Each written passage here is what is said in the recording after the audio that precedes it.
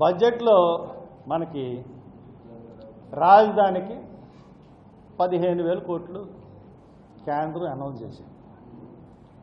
Announce చేయగానే నిన్న చంద్రబాబు నాయుడు గారు అసెంబ్లీలో తీర్మానం పెట్టేశారు, కేంద్రాన్ని అభినందించారు.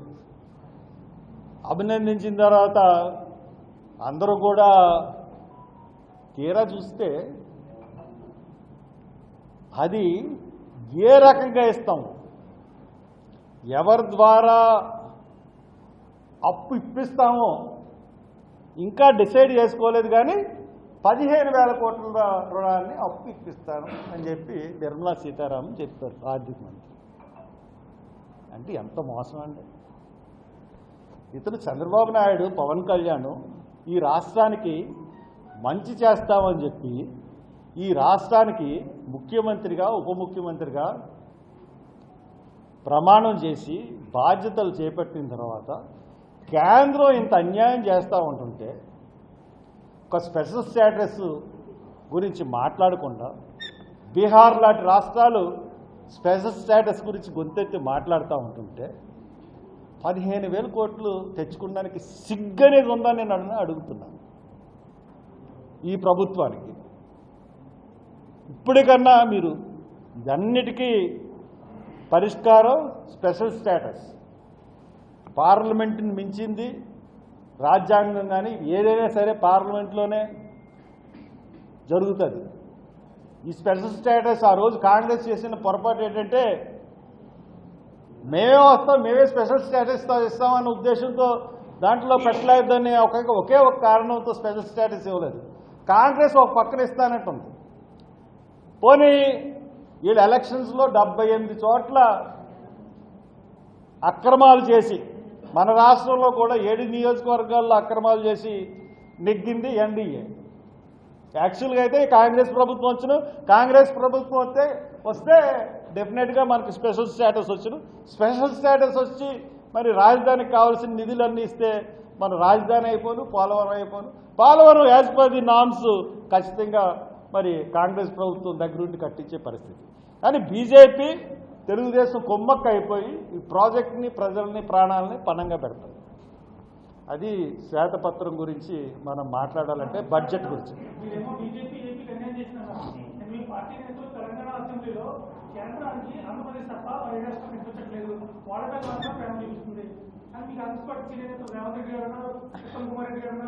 ఇప్పుడు బడ్జెట్లో ఆంధ్రప్రదేశ్ ప్రస్తావన వచ్చేటప్పటికి ఎలా ఉంటుందంటే అండి 540 మంది సభ్యులు అండి.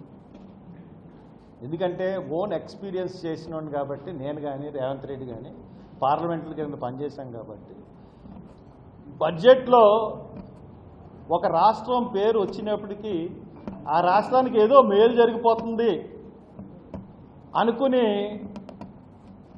ఉండే పరిస్థితులు ఉంటాయి. జనరల్గా బడ్జెట్ అంతా కూడా బడ్జెట్ ప్రసంగం అశాంతం కూడా ఏ రాష్ట్రాలను ఉదాహరించరు.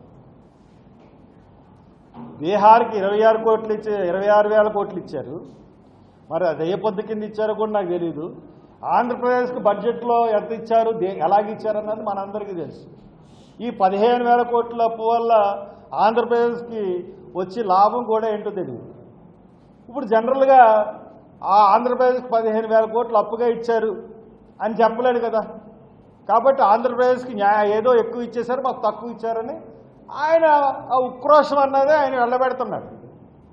కానీ నిజంగా మనకు మనమే పరిశీలించుకుంటే, మనం మీ విలేకరులు కానీ లేకపోతే మన సమాజం కానీ పరిష్కరించుకుంటే ఆంధ్రప్రదేశ్కి ఏమి ఇచ్చిందండి కేంద్రం? నథింగ్. ఆడు ఎవరో మాట్లాడారు, వీళ్ళో మాట్లాడారు అని కన్నా మనకు మనం ప్రశ్నించుకుంటే మనకేమొచ్చింది?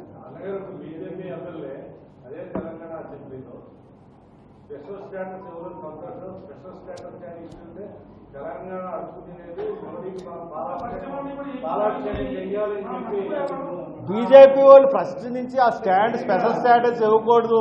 ఆంధ్రప్రదేశ్లో మనకి పునాదులు లేవు, తెలంగాణలోనే పునాదులు ఉన్నాయి.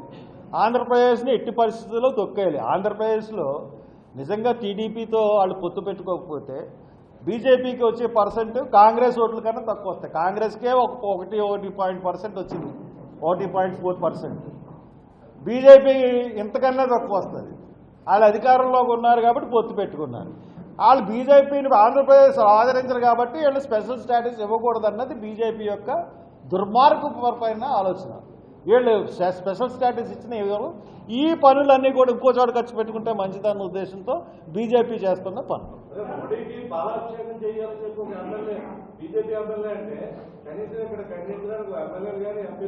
మా దురదృష్టం ఏంటంటే కాంగ్రెస్ నుంచి ప్రజాప్రతినిధులు ఎవరూ లేరు. ఇంకా బీజేపీకి భజన చేసి చంద్రబాబు నాయుడు పవన్ కళ్యాణ్ ఎదిరించి అసెంబ్లీలో ఎవరు మాట్లాడగలరు? ఆయన అసెంబ్లీని ఏం చేస్తున్నాడు? నించోమంటే నించుంటున్నారు, కూర్చోమంటే కూర్చుంటున్నారు. ఇది నిన్న అసెంబ్లీలో సీన్ చూసాం. ఎవరి మీద మా కేసులు ఉన్నాయి నించోండి అంటే అదేమన్నా టీచరు ఎవరు తప్పు చేశారంటే లేచి నించోండి అంటే నించుంటున్నారు. ఎవరు తప్పు చేయలేదంటే ఎవరు కూర్చున్నామంటే కూర్చుంటున్నారు. అది అసెంబ్లీయా లేకపోతే ఈయన హెడ్ మాస్టరా లేకపోతే అది స్కూలా? నాకు అర్థం అవ్వలేదు నన్ను అసెంబ్లీని. నేను పోనీ ఒక్కడి చంద్రబాబు నాయుడు హయాంలో ఎవరి మీద కేసులు పెట్టలేదు, చాలా నీతిమంతుడు, అసలు ఎవరిని వేధించలేదు అనుకుంటే నన్ను 41 సార్లు హౌస్ అరెస్ట్ చేశాడండి చంద్రబాబు నాయుడు గారు. ఎవరినో కాదు, నా ఎగ్జాంపుల్ చెప్తున్నాను. 41 సార్లు హౌస్ అరెస్ట్ చేశాడు ఆయన 5 సంవత్సరాల కాలంలో. తర్వాత 11 కేసులు పెట్టాడు. 11 కేసులండి. అంబేద్కర్ విగ్రహాలు పెట్టినందుకు పెట్టిన కేసులన్నీ చంద్రబాబు నాయుడు పెట్టినయే. నేను దగ్గరుండి పెట్టించానని నా మీద కేసులు పెట్టినవి అన్నీ కూడా అంబేద్కర్ విగ్రహాలు పెట్టించినందుకు చంద్రబాబు నాయుడే కేసులు పెట్టించారు. 11 కేసులు కూడా నేను రేపు ప్రెస్ మీట్ పెట్టి మళ్ళీ స్పెషల్గా చెప్తాను. ఇంకా జగన్ కూడా తక్కువైనోడేం కాదు. జగన్ అధికారంలోకి వచ్చాడు, రేపు ప్రమాణ స్వీకారం చేస్తాడనగా ఈరోజు సింగంపల్లి అనే ఊరిలో, గొల్లమామిడి దగ్గర సింగంపల్లి ఊరిలో బక్కి సీను అన్న అతన్ని 2 మామిడికాయలు కోసాడని చెప్పేసి అతి దారుణంగా కళ్ళు పీకేసి వెనక నుంచి కర్రలు పెట్టి కిరాతకంగా హత్య చేశారు. అప్పుడు కూడా వైసీపీకి సంబంధించిన ఎమ్మెల్యే ఆ కేసును మాఫీ చేయాలనుకుంటే నేను వెళ్ళి గట్టిగా నించున్న కేసు అది పెట్టేశాను. ఇప్పటికీ కూడా వాళ్ళకి వ్యవసాయ భూములు ఇవ్వలేదు. చంద్రబాబు అంటే ఇన్సెంటివ్స్ యాక్ట్ ప్రకారం కావాల్సినవి చంద్రబాబు నాయుడు ఇవ్వలేదు, జగన్మోహన్ రెడ్డి ఇవ్వలేదు. ఇంకపోతే జగన్మోహన్ రెడ్డి ఇంకొకటి ఏంటంటే, ఇప్పుడు జగన్మోహన్ రెడ్డి గారు ఢిల్లీ వెళ్ళాడు. ఢిల్లీ వెళ్ళిన తర్వాత నా మీద చాలా గొడవ జరిగిపోతుంది, ఏదో ఒక రౌడీ షీటర్ చనిపోతే అసలు ఇన్ని వేల కోట్లు, ఒకటేమో 19,000 కోట్లు ఖరీదు, ఈ 25,000 కేజీల హెరాయిన్ కొకైన్ అన్నది అది ఎంత కాస్తో కూడా అంచనా వేయలేనన్ని వేల కోట్లు. ఆ సబ్జెక్ట్ ఏమి? చంద్రబాబు నాయుడు గారు, పవన్ కళ్యాణ్ గారు మీరు అధికారంలోకి వచ్చారు కదా, మోడీ గారు మీరు అధికారంలోకి వచ్చారు కదా, మీ సిబిఐ ఎంక్వైరీ ఏమైంది? ఒక బస్సును పట్టుకున్నామన్నారు, ఆ బస్సులో కాగితాలు కాల్ చేసామన్నారు. మీ విలేకరులు అయితే పిచ్చివాళ్ళగా హైదరాబాద్ పరిగెట్టారు, ఉప్పాడ కొత్తలు పరిగెట్టారు, అక్కడ ఏదైనా న్యూస్ తీసుకురావాలని నిజంగా చెప్పకూడదు కానీ మీరు ఏ రకంగా ఆ కేసు వెనకాల తిరిగారంటే విలేకరులందరూ దీన్ని పట్టి తీసేద్దాం, చర్మం తీసి నార ఒలిసేద్దాం ఈ డ్రగ్స్ కేసుని అన్నట్టుగా మీరు అందరూ వెళ్ళారు. ఏమైంది ఆ డ్రగ్స్ కేసు?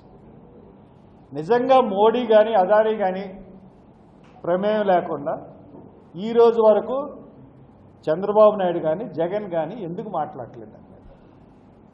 మోడీ మాట్లాడకుండా ఉండమన్నందుకే కదా వీళ్ళిద్దరూ మాట్లాడలేదు. లేకపోతే మాట్లాడాలి కదా, అసెంబ్లీ జరుగుతుంది, అసెంబ్లీలో దీని గురించి చర్చించగలరా? నేను పార్లమెంట్లో కూడా లెటర్ రాద్దాం అనుకున్నాను పార్లమెంట్ మెంబర్స్కి. తప్పకుండా ఈ విషయాల మీద పార్లమెంట్లో జరగాలి, చర్చ జరగాలి. దోషి మోడీయే. దోషి మోడీ కాకపోతే పార్లమెంట్లో ఈ డ్రగ్స్ గురించి, ఈ డ్రగ్స్ దందా గురించి చర్చ జరిపి సిబిఐ ఎంక్వైరీ ఏమైంది, ఏ రకంగా జరిగింది, ఎవరు దోషులని జరిగింది, లేకపోతే ఎవరు దోషులు కాదా, ఆ పట్టుకున్న డ్రగ్స్ అన్నీ ఏమైనాయి, ఇవన్నీ కూడా చెప్పాల్సిన బాధ్యత కేంద్ర రాష్ట్ర ప్రభుత్వాల మీద. కాబట్టి దీని మీద త్వరగా చర్య తీసుకోవాలి. ఎందుకంటే దాని గురించి మొత్తం సబ్జెక్ట్ ఉంది, నాకు ఇంటర్పోల్కి కూడా రాశాను నేను. డ్రగ్స్, విశాఖలో 25 కేజీల డ్రగ్స్. అసలు స్టోరీ ఇదే. ఎందుకు తెప్పించారంటే ప్రజల నుంచి వచ్చిన కంటైనర్ ఈ నెల 16 మార్చి నెల 16 25,000 కేజీల డ్రగ్స్ను స్వాధీనం చేసుకున్నట్లు సిబిఐ నిన్న చేసిన ప్రకటన. దేశవ్యాప్తంగా కలకలం రేపింది. నేను చెప్పడం కదండి, సిబిఐ ప్రకటన చేసింది ప్రెస్ని పిలిచి. దాదాపు 50,000 కోట్లకు పైగా విలువ ఉంటుందండి. 50,000 కోట్లకు పైగా విలువ ఉంటుందండి ఆ డ్రగ్స్ విలువ. ఈ డ్రగ్స్ని ఎవరు తెప్పించారు, ఎందుకు తెప్పించారు, ఎన్నికల సమయంలో దీన్ని తెప్పించాల్సిన అవసరం ఏమందన్న చర్చ జరుగుతుంది. అదే వివరాలను వీటి కన్సైనీ సంస్థ Sanjay aqua exports private limited వెల్లడించింది. ఏదో కొత్తగా ఫీడ్కి ఫ్యాక్టరీ పెట్టామని మాకు డ్రై ఈస్ట్ కావాలని చెప్పేసి వాళ్ళు ఏం చెప్పినట్టు ఆ కంపెనీ వాళ్ళు ప్రకటన చేశారు. అసలు వాళ్ళని ఎందుకు అరెస్ట్ చేయలేదు? ఆ గిరిధర్ అన్నవాడిని, తర్వాత హరికృష్ణ అన్నవాడిని, కొన్న హరికృష్ణ, వీళ్ళందరినీ ఎందుకు అరెస్ట్ చేయలేదు, ఎందుకు విచారించలేదు? వాళ్ళు రొయ్యల వెతకని చెప్పారు దీన్ని. ఇంకొక దాంట్లో విశాఖ తీరంలో డ్రగ్స్ కలకలం, సీపోర్ట్ 25,000 కేజీల డ్రగ్స్ స్వాధీనం. ఎవరు ఇవన్నీ కూడా నేను అప్పటి నుంచి ఎన్ని పెట్టుకున్నాను. సిబిఐ ప్రకటించి 50,000 కోట్లు ఉన్న కంటైనర్ని ఏం జరిగింది, ఎవరికి వెళ్ళింది? ఖచ్చితంగా మోడీకి దీంట్లో ఆపరేట్ చేయకపోతే ఈ పాటికి కనీసం ఖచ్చితంగా సిబిఐ ఈ పాటికి దీని మీద వివరాలు వెల్లడించాలి కదా. కాబట్టి ఇది చాలా తీవ్రమైన విషయం.